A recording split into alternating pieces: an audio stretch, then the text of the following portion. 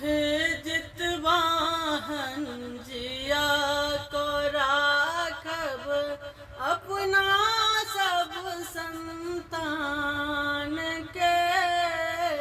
हे जितवाहन जिया को राखब अपना सब संतान के।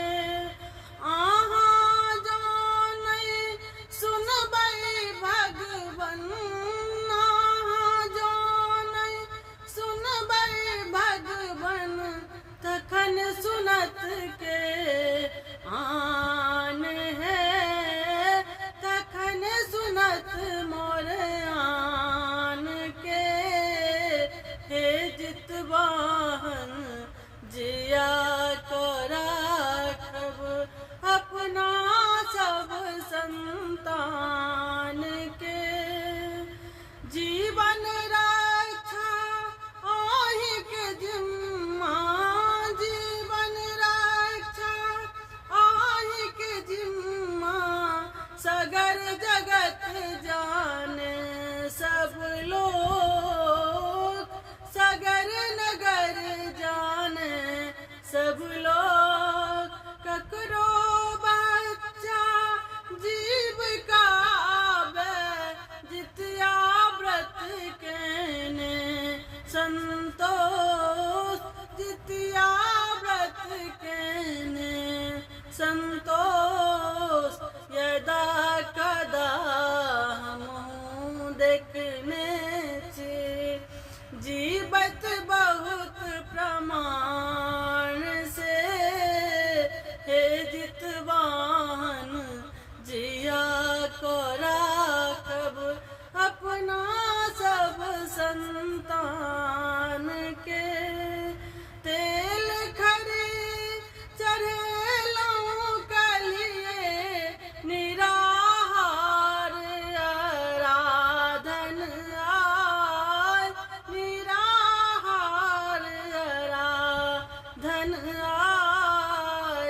चिल्ह सियारक सुनबै खिस्सा, फालक डाली आन सजाय, फालक डाली आन सजाय। खीरा अंकुरी और अनरसा सब पुराण विधान से। खीरा अंकुरी और अनरसा सब पुराना विधान से। हे जितवाहन जिया को राखब अपना सब संतान के। सदा सहाय रहब जितवाहन कल जोर बिनती हम करे, कल जोर बिनती हम करे।